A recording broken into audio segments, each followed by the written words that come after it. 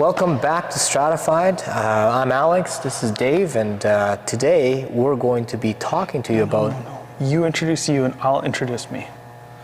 Our heads are already cut off. Right, I forgot about that. And you're like, It's almost cut off. That's okay. I think people will know. No, it's not okay. Okay. All right. Ready?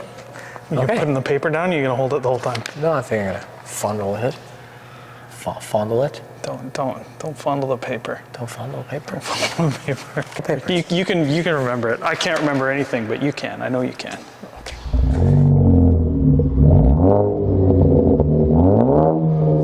Welcome back to Stratified.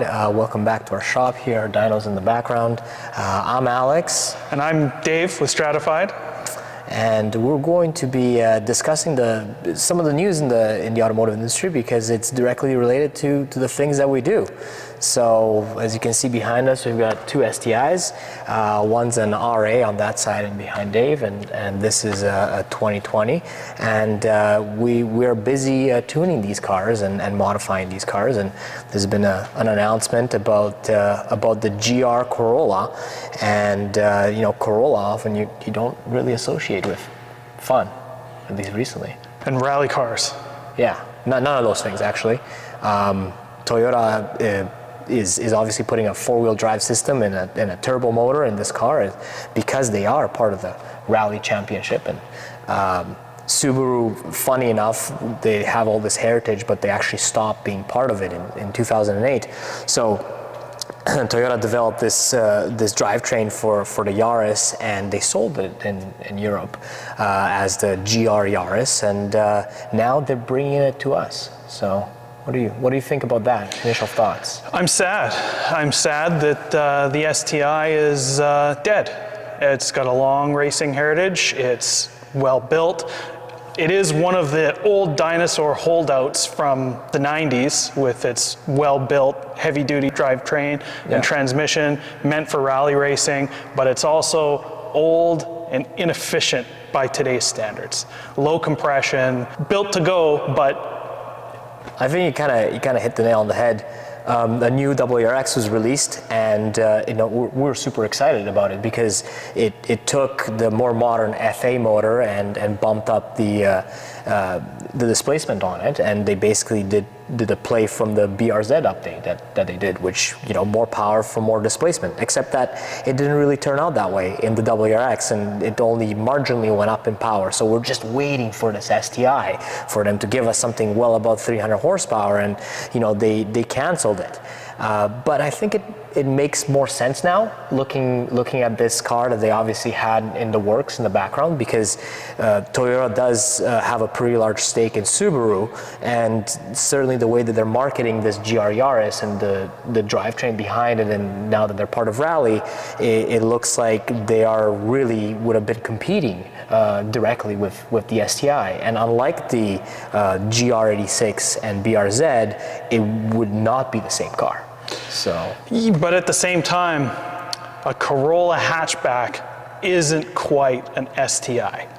And I don't think that STI owners are going to want to rush out and buy a GR Corolla. I think the GR Corolla is a neat car, but I don't think it hits the same market base. So while they're competing, I also don't think that a bunch of STI future owners, people who'd want to drive an STI, I don't think they're going to flock to the Corolla, the GR Corolla.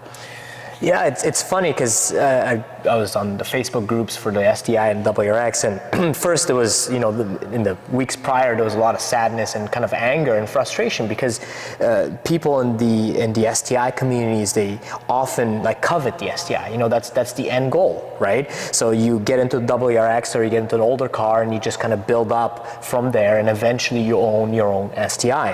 And if it's something that you've set out, from an early age or whatnot, you've had posters on your wall of these rallying cars, and all of a sudden it's gone. There was a lot of sadness. And then this Corolla was announced, and these guys are like, oh, hey, this is cool, look. And the answers, the responses are mixed. Some people were yay, and some people were like, eh. So when you look at the specs of them, yeah, you got the specs for the GR Corolla. Yeah. and it wins out. I mean, on paper, the GR Corolla with much less displacement, 1.6 liter displacement, 3 cylinders, so yeah, you're down to that, right? It's got more pistons in the brakes than it does in the engine.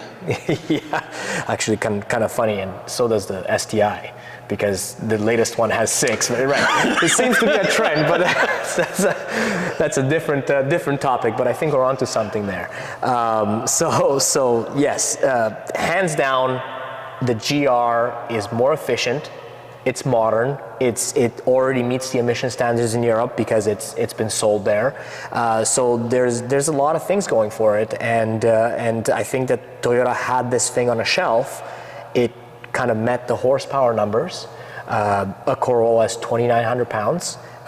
With all-wheel drive, you're probably looking at somewhere around 3,100 pounds, and an STI is 3,450 or so. 34, 35. Yeah, so already you're shaving off, at least a few hundred pounds off the entire vehicle, and you're throwing in this more efficient drivetrain.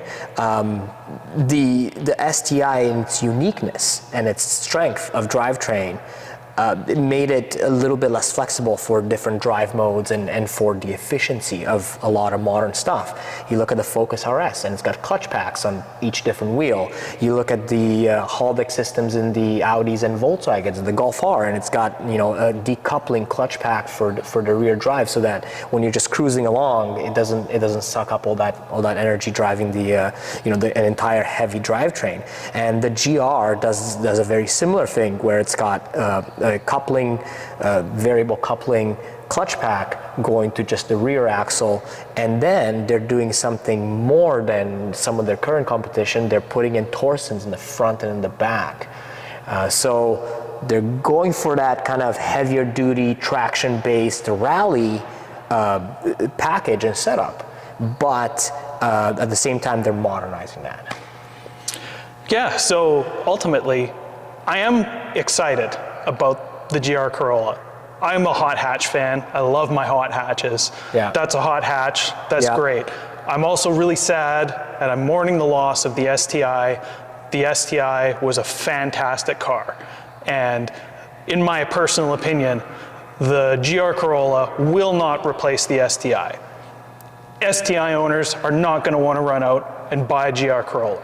From a manufacturer standpoint, from a racing standpoint, from an emission standpoint, from an efficiency, the GR Corolla seems like a really exciting, interesting option, and I can't wait to see what sort of tuning solutions that we can get our hands on for it. Yeah, and I think that hits the nail on the head.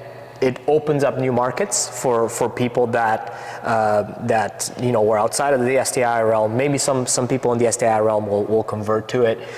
It brings the hot hatch, hatchback back. So we've mourned the loss of in a proverbial sense, the loss of the STI hatch in 2014, right? And everyone's been asking for it. Hey, when's the STI hatch coming back? Well, then guess what? It's got a different badge. But at the same time, it is exciting. All things aside, and branding and all that aside, I'm super excited to have enthusiast cars out there, and I'm super excited to be tuning them and to work with people that are genuinely excited about these products and genuinely want to get out there and drive them, tune them, explore them, have fun with them. The aftermarket for Subaru is extremely strong. And with the new WRX and the previous cars that are still on the road today, we're going to continue seeing that strength. And that's one of the great things also about Subaru, right? It's got all this heritage, not just in rallying, but also in the aftermarket. You could take a Subaru and you can do so many things with it, and you've got the support there.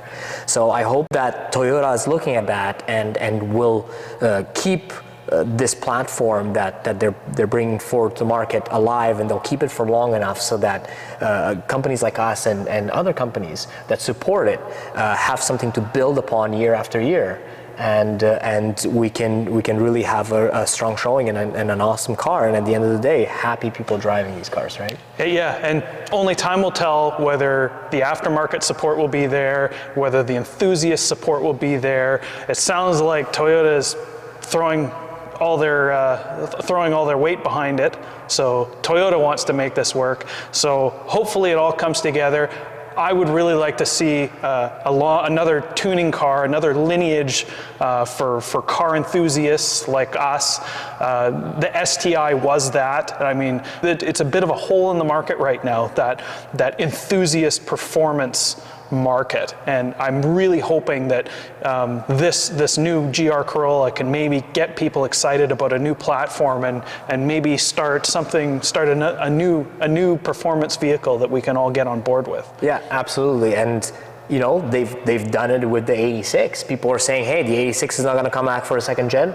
They did it. The market case was there, and from, you know, we have an 86, a new 2022 BRZ, and it's an awesome car. I'm really glad that they built upon a really solid platform, and this has been the winning recipe for the STI as well. They built and built and built upon a solid platform, and with improvements that transferred between cars and between generations.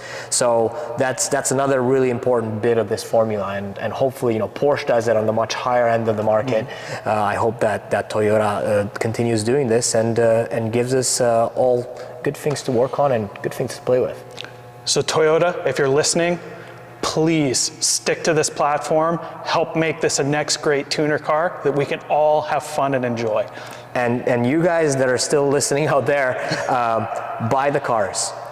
You know, the way to speak to the manufacturers to get these cars made is to buy them, to enjoy them, and you know, throw your support behind that. We have our support, and we're looking forward to it. And final 6 letters, RIP STI.